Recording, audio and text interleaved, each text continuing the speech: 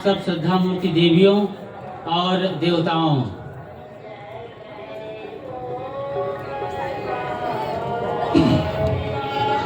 कुंभ ये महाकुंभ कहला रहा है। कुंभ मतलब कलश, और जब बात कलश की आती है तो अमृत की खोज की बात होती है। अमृत की खोज, इसीलिए पुराणों में जो कथा आती है समुद्र मंथन की, वो बड़ी प्रियकर है जब आप समझना चाहते हैं उसके गहरे में जाकर। तो हमारे जो पुरखे रहे हैं, ऋषि रहे हैं, जिन लोगों ने इस तरह की पुराणों की कथाओं का इजाद किया, खोज किया, जिन्होंने बनाया, वो कुछ देना चाहते थे गहरे में, लेकिन हम लोग इशारों पर अटक गए, प्रतीकों में अटक गए और उस सत्य को नहीं जान पाए जिनके लिए इशारा किया गया था। थोड़ा समझें इस पौराणिक गाथा को, इस कथा को समुद्र मंथन की।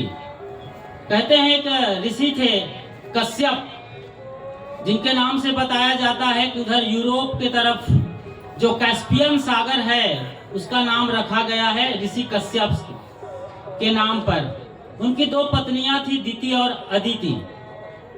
उन्हीं दो पत्नियों से देव और दानव का जन्म हुआ था, जिन्हें सुर असुर भी कहा जाता है। एक बार ऋषि बृहस्पति के श्राप से देवताओं का शक्ति पतन हो गया, मतलब उनकी शक्तियां जाती रही, उनका ऐश्वर्य छीन गया, वो कमजोर पड़ गए और फिर उनके सौतेले भाई दैत्यों ने देवों के लोक यानी स्वर्ग लोक पर आक्रमण कर दिया और कब्जा करना शुरू कर दिया। देवता सब गिड़गिड़ाए और ब्रह्मा के पास पहुंचे और कहा कि हमारे साथ अन्याय हो रहा है। ब्रह्मा ने कहा कोई माफी नहीं है तब तक जब तक कि तुम लोग अमृत की खोज ना कर लो। अमृत पियोगे तो शक्ति वापस आएगी और तुम्हारा खोया हुआ स्वर्ग लोक वापस मिल जाएगा। अब अमृत की खोज में यही समुद्र मंथन की घटना की शुरुआत होती है। कल मैं वहां गया था बांध के नीचे, और आदि शंकराचार्य मंडपम के पास डिजिटल कुंभ मेला लगा हुआ है। दिव्य भव्य और डिजिटल कुंभ मेला कहा जाता है। तो डिजिटल रूप मैंने वहां पर कल देखा, बहुत बढ़िया ये समुद्र मंथन का शो दिखाया जाता है। तो समुद्र मंथन को आप समझिए, इसको कथा के रूप में समझिए, और मैं जो कहना चाहता हूँ या इससे बेहतर शब्द इस्तेमाल करूं तो सदगुरु कबीर का सत्य क्या कहना चाहता है, सनातन धर्म के बीच में सदगुरु कबीर का सत्य क्या है, मैं इसी ओर आपको लिए जा रहा हूं। जरा गौर से एक एक लाइन को सुनते रहिए। तो ये समुद्र मंथन की घटना आपने देखा, और कहा गया कि इसमें मंदराचल पर्वत को धुरी बनाई गई और उस पर वासुकी नाग को लपेटा गया। मुख के तरफ दैत्यों ने खींचना शुरू किया मथानी की तरीके से, पीछे के पूंछ के हिस्से को पकड़ा था देवताओं ने, और कहा जाता है कहीं रस्सी फिसल न जाए, मंदराचल पर्वत भी कहीं धूरी से इधर से उधर टस से मस न हो जाए, इसलिए भगवान स्वयं विष्णु जी नीचे कच्छपावतार में कच्छप का रूप लेकर के उस पर्वत को संभाले हुए थे। ये छोटी छोटी बातें हैं लेकिन बड़ी वैज्ञानिक हैं, बड़ी गहरी बातें हैं। और जब समुद्र मंथन किया गया तो आपने देखा सबसे पहले हलाहल विष निकला, भयंकर जहर निकला। पूरे वहां डिजिटल जो कुंभ है बड़े पर्दे पर दिखाया जाता है कि पूरी दुनिया में अंधेरा छा गया, एकदम हलाहल विष, कोलाहल मच गया और अंधेरा छा गया।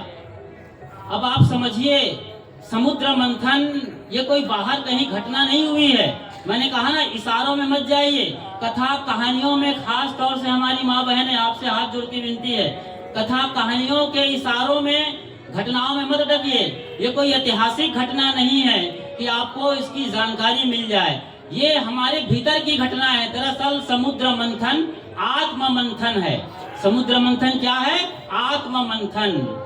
जब देवताओं ने इस धरती के सारे भोगों को भोग लिया, जो भी भोग है, और आप भी भोग रहे हैं धरती तल के जितने भी भोग हैं, वक्त नहीं है कि उनका विस्तार किया जाए, इशारा समझें। तो फिर देवताओं को लगा कि धरती के सारे सुख हमने भोगा है, अब समंदर के अंदर क्या भोग हो सकता है।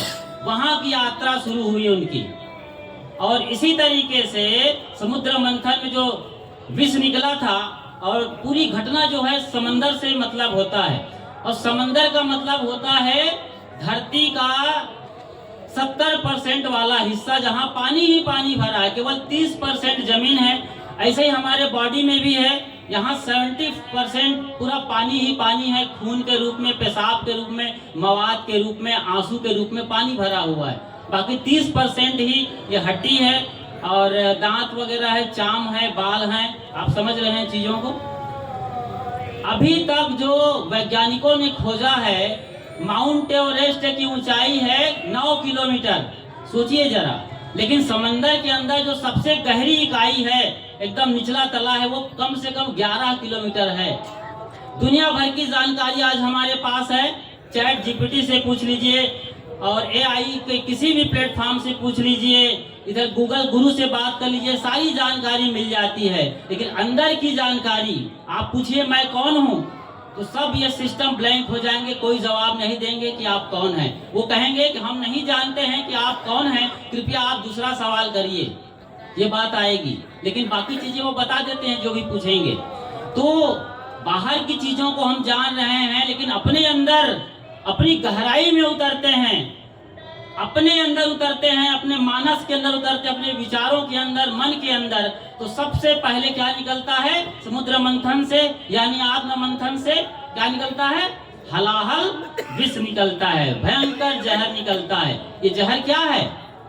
ये जहर क्या है? ये हमारे मन के विकार हैं। जब भी हम अपने गहरे में उतरेंगे, जब भी हम खुद को जानना चाहेंगे सदगुरु के सानिध्य में, तो सबसे पहले हमें हमारा कचरा ही दिखाई देगा कि तुम ये हो, तुम्हारी ये आदत है खराब, तुम इसके हो गुलाम, तुम्हारा ये है बंधन, ये सब दिखेगा, एक झटके में दिख जाता है।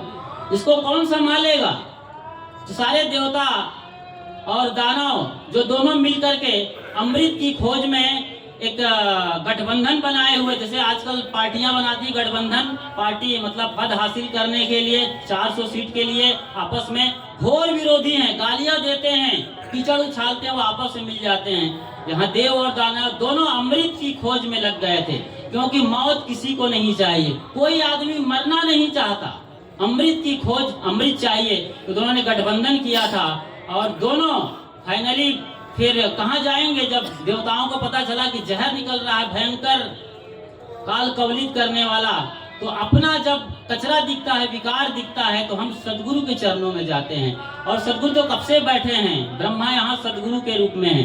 ये जो ट्रिनिटी है ब्रह्मा विष्णु महेश का, ये हमारे लिए गुरु तुल्य है, गुरु रूप में इन्हें प्रदर्शित किया है। GOD, गॉड मतलब, तो आप समझ रहे हैं चीजों को। तो सबसे पहले वो ब्रह्मा के पास गए, ब्रह्मा गुरु रूप में है, उन्होंने कहा बेटा ले आओ, और गुरु आपके सारे विकारों को बर्दाश्त कर लेते हैं, पी जाते हैं और कहते हैं कि तुम आगे बढ़ो अपने मार्ग में और अमृत की खोज करो, अमृत को पा जाओ इस जीवन में, और वो आपको आगे का मार्गदर्शन देते हैं। ये होते हैं जहर पीने वाले गुरु। ये है बताना चाहते हैं दरअसल में, कोई शिव ने जहर पी लिया हो, कंठ नीला हो गया हो, इतनी ही बात नहीं है।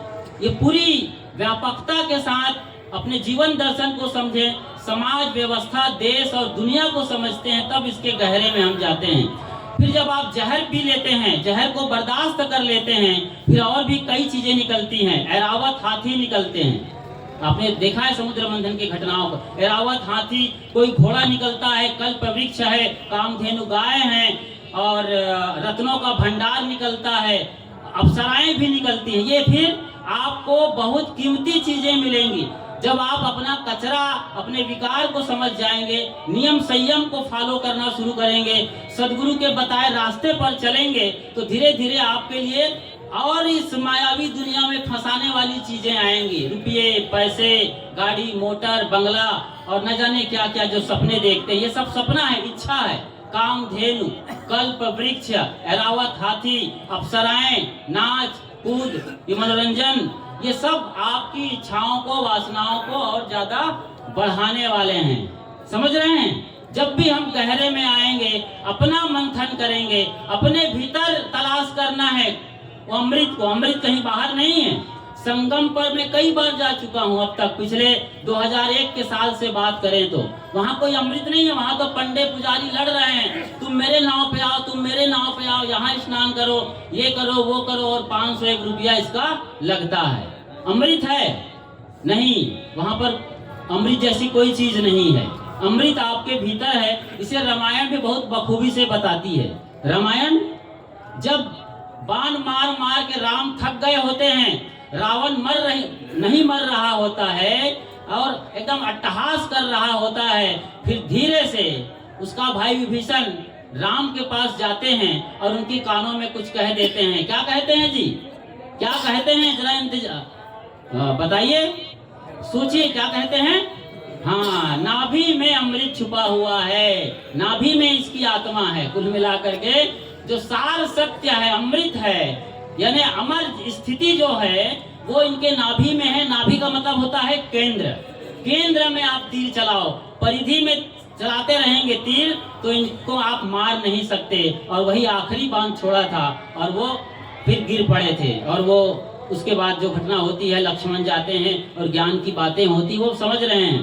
तो अमृत की खोज के लिए अब इसी का रूपक है। यहाँ पर कितनी सारी चीजें हैं। जब आप स्टेशन से उतर कर यहाँ तक आते हैं, कितने कैंप लगे हैं, कितने अखाड़े लगे हैं, कितने सर्कस जैसी चीजें हैं, कितने बाजार हैं। उनको पार करके यहाँ आप 7-8 किलोमीटर सदगुरु कबीर साहब के सत्संग स्थल में पहुँचते हैं। यदि आप कहीं थोड़े से मायावी लोग के प्यासे हैं या प्यारे हैं, थोड़ा चकाचौंध पसंद आता है, तो शायद हमारा कैंप भूल जाएंगे और तमाम सदगुरु संतों का अखाड़ा लगा हुआ है वहां पहुंच जाएंगे। मायावी लोक में वहां शायद हमसे भी बेहतर भोजन दिया जा रहा है, शायद और बेहतर इंतजाम हो सकता है आपके लिए। और भगवानों के बारे में, स्वर्गलोक के बारे में बहुत सारी बातें वहां हो रही हैं। जैसे उनकी मुट्ठी में चीजें हैं, मुट्ठी बांध के आप के हाथों में जैसे पसारेंगे वो डाल देंगे, ऐसा कुछ भी नहीं है। तो ये कुंभ मेला है जो 144 साल बाद हो रहा है, यह महाकुंभ कहलाता है। ऐसा खगोलीय गणना है, ज्योतिष शास्त्र के अनुसार। मैंने जिक्र किया थोड़ी देर पहले कि बृहस्पति ने श्राप दिया था देवताओं को। असल में बृहस्पति एक ग्रह का नाम है, बृहस्पति एक ग्रह का नाम है। उसके लाइन में जब ये चांद और सूरज आते हैं और सूरज जब मकर राशि में प्रवेश करता है, मकर राशि में, तो मकर संक्रांति की घटना होती है। और इस तरीके से ये कुंभ का बड़ा आयोजन हुआ है, बहुत शानदार आयोजन है। आप मेला घूमें, दूसरों से मिलें, मेल मुलाकात करें, लेकिन अमृत की खोज में आप ऐसे ही सदगुरु संतों के चरणों में बैठे रहें और उनसे सवाल करते रहें, उनके बताए रास्तों पर चलते रहें, नियम संयम करें, तो सचमुच में आपका जो असल में अमृत है वो कुंभ आपके भीतर ही मिलेगा। ऐसा ही जीवन हो, आप सबको अमृत मिले, क्योंकि आप अमृतस्य पुत्रा हैं। तमसो माँ ज्योतिर्गमय, मृत्यो माँ अमृतम गमय, ये उपनिषद के मंत्रों को पढ़ने वाले हैं, जीने वाले हैं। तो आप सबका भला हो। और फिलहाल मैं यहीं पर अपनी वाणी को विराम दे रहा हूँ।